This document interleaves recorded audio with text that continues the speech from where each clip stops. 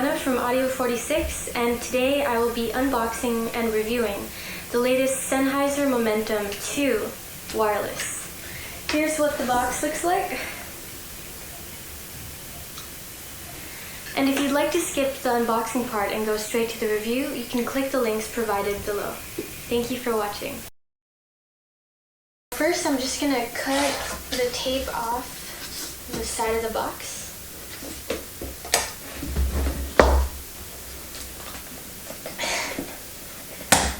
It's tricky. Okay.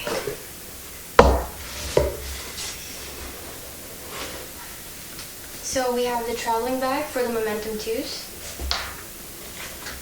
A bunch of papers, the quick guide, safety guide, warranty, etc.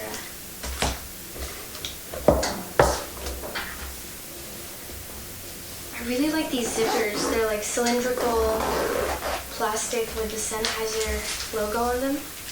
And inside we have a drawstring bag with the Momentum 2s inside.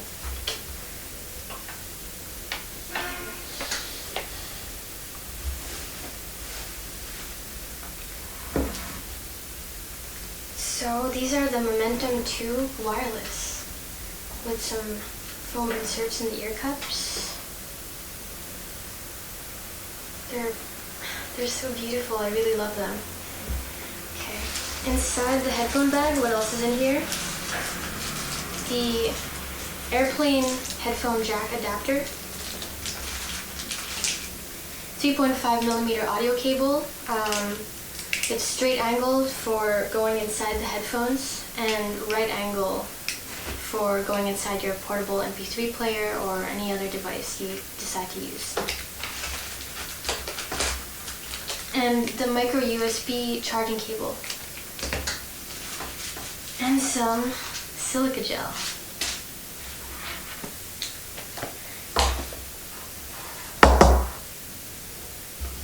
So I'm going to have a listen to these headphones for a little bit, and then I'll film the rest of this video and the review.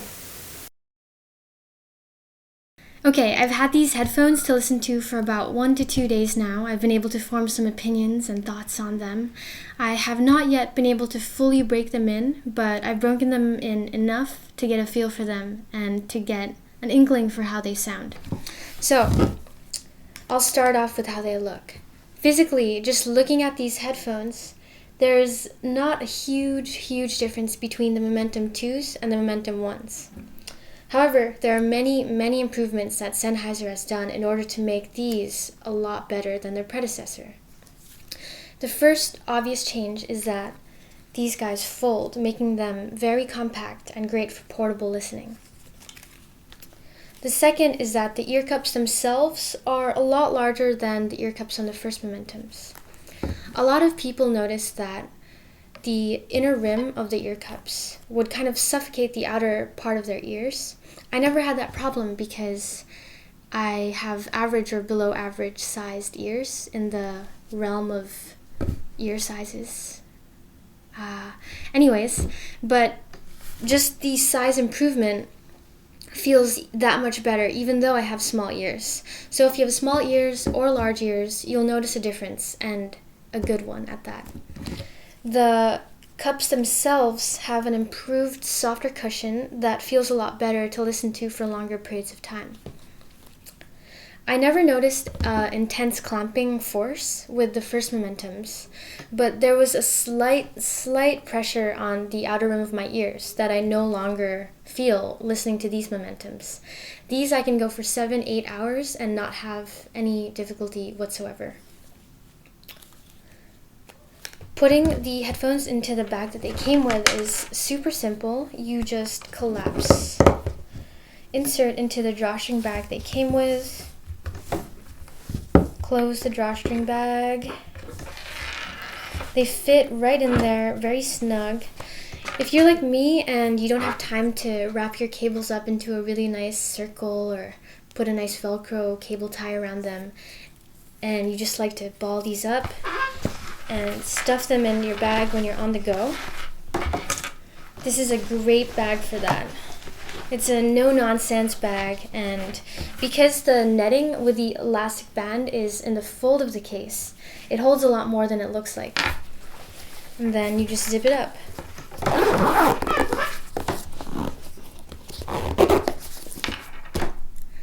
So I have to admit, when I first saw the case in the unboxing part, I was a little bit disappointed. It's not as sturdy or rugged or large as the case for the first Momentums. And I thought,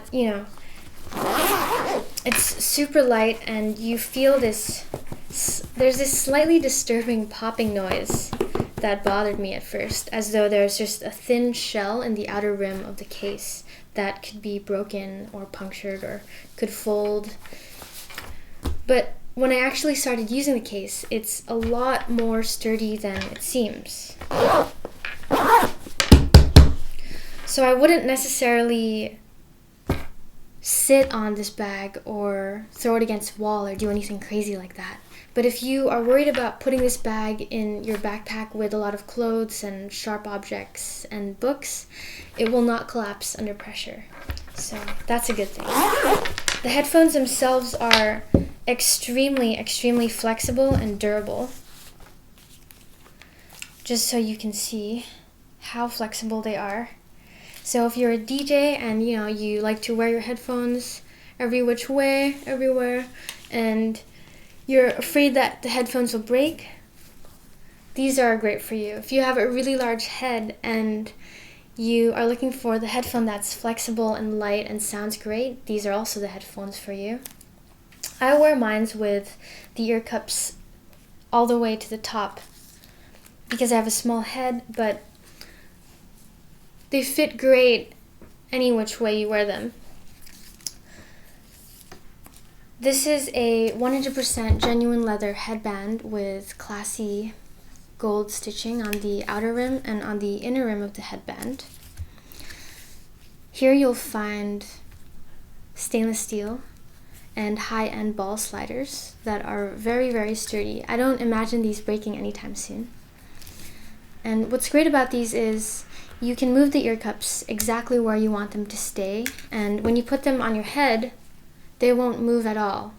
You can adjust them and then they'll move, but they won't move on their own. All in all, a super sturdy pair of headphones. If you're looking for something closed, sounds great, super light, extremely flexible and durable and portable. Okay, now I'm going to talk about what makes these headphones wireless and what exactly wireless headphones are. So when I personally think of the words wireless and headphones together, I think of having the advantage of not having to deal with this tangling string of cables and wires that I have to deal with getting caught into everything that I'm doing, and having to search up and down the cable for the volume, mic, controls, everything like that. That's a huge advantage to having wireless headphones. However, I also think of the basic concept of wireless headphones, which is music, audio, podcasts, anything that I'm listening to being chopped up into a million little tiny pieces that are super compressed and chopped up that are then being sent to my headphones for me to listen to. So I can't help but think I'm listening to this when I should be listening to this in terms of compression and audio quality playback. That being said, Sennheiser has done their absolute very best to combat this and make everyone who has these wireless headphones forget about the typical wireless headphones that we think of today by using and incorporating Bluetooth 4.0 technology, NFC pairing, aptX codec, and active noise cancellation. I'm going to explain those very briefly for you.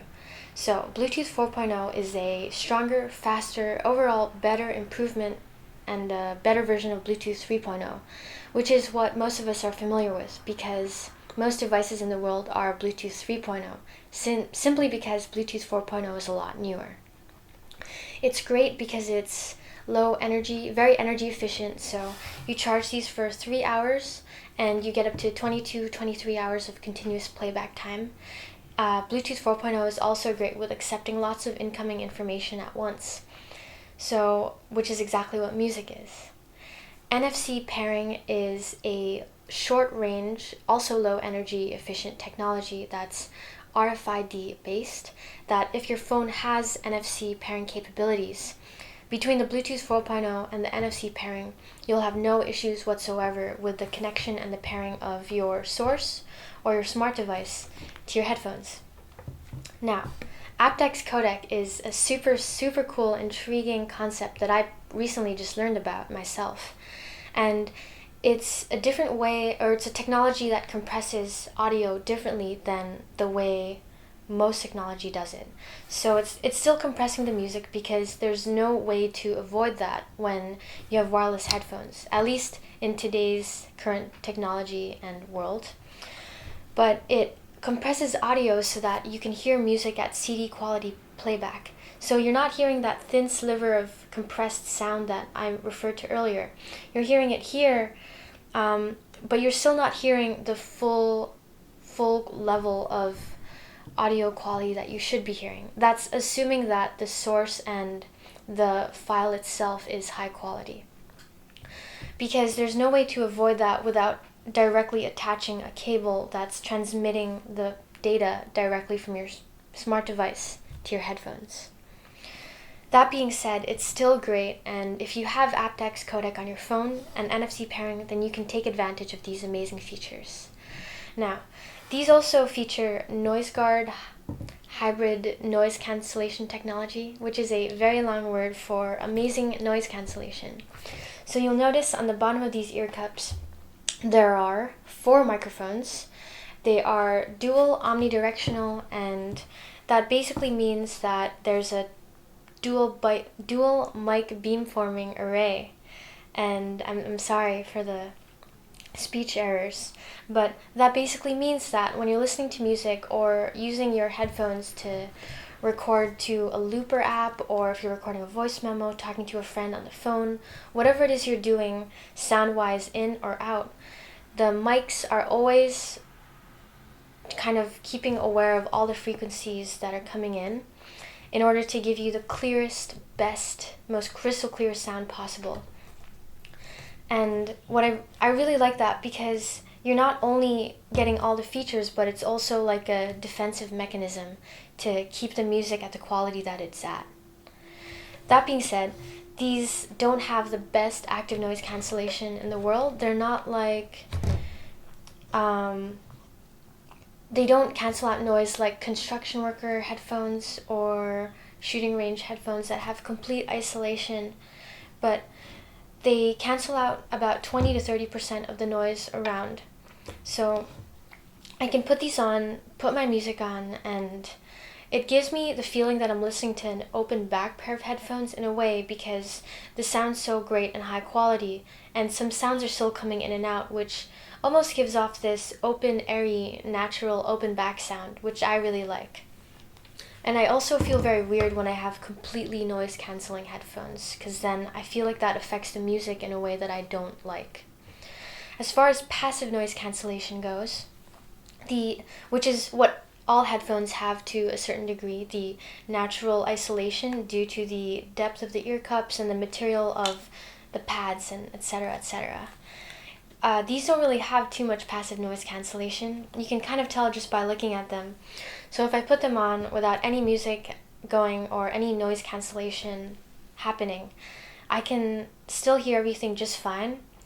Sound volume is diminished by maybe 5 to 10% of the noises around me, which is not a lot compared to a lot of over-ear closed-back headphones. As far as sound goes, you're still going to hear that same traditionalist Sennheiser approach that's very clear, accurate, and overall great sounding, lots of color and liveliness coming at you in all different directions, with a slightly elevated bass, as intended. I noticed 2 major improvements that I really liked compared to the 1.0s. So, the first is the mid-range frequencies are elevated slightly. There's a more forward treble sound.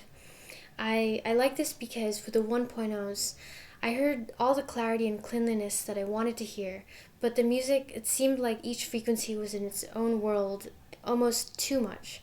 I wanted to hear more togetherness and a more joint sounding package of music.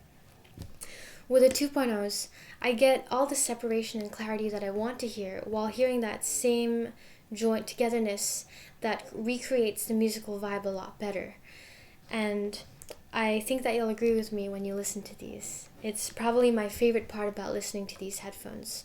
Second, there's an increase in depth of soundstage and overall size. So, just an overview of what soundstage is, it's the replication of how the music was recorded. For instance, imagine sitting in a concert hall and closing your eyes and thinking about all the instruments in front of you. You should be able to replicate that same geographical reference point as to where each section is and how far and exactly what's coming at you and from what location in terms of the listening plane. And what I noticed with the 2.0s is sound comes in from everywhere, from very far, and it's so accurate that I can feel like I'm almost there, which is kind of like an open back headphone sound. With the 1.0s, I heard sound and it reflected and stopped around this point, and which is natural of a closed back headphone. But I did yearn for more. I wanted more depth and just overall surface area of my soundstage, which is achieved very well in the 2.0s. I will be honest and say that I would not recommend these if you're looking for a good pair of studio monitor headphones or anything that requires extreme accuracy, because it's not as accurate as you would hope for it to be, and it's closed. So you're still going to want to go with an open back, very accurate headphone for those types of settings. However, if you're looking for a great looking pair of headphones that sounds great and doesn't have too many artificially raised frequencies like a lot of the headphones out there these days, this is the pair for you. So I guess it's pretty obvious by now. I can come out and admit this to the world. I'm deeply in love with these headphones. If you're watching this video and you're thinking, should I get these headphones or not? Yes, you should. If you are looking for that all-in-one pair, that desert island pair of headphones that achieves near perfection in almost every category that the average or above average consumer and listener is looking for when shopping for headphones. They're great in so many ways that I can't really say anything too negative about them. However, you should not get these headphones if you're looking for headphones that are super bassy and have artificially raised frequencies. I have nothing against that personally, and I don't mean that in a bad way. But if you are only going to be listening to EDM and hip hop and you want that vibe and that sound, that pumping sound with your headphones, these aren't really going to be the headphones for you. These are great for all genres of music, a variety of music styles, except for that. Another reason to reconsider getting these headphones is if you have a very ancient smart device, and the main reason you are looking to get these is because you are intrigued by the NFC pairing and the aptX codec capabilities. A lot of modern and ancient devices actually don't have NFC pairing and aptX codec. So while these headphones will still sound amazing, and while everything else I said in the video remains true, you won't be able to take advantage of these modern technological features that were added to make these wireless. Other than that, I'm very happy with these headphones. I recommend them very highly, and they're probably on my close to the top of my list of headphones to get in that all-in-one category. And thank you so much for watching. I really appreciate it, and have a nice day.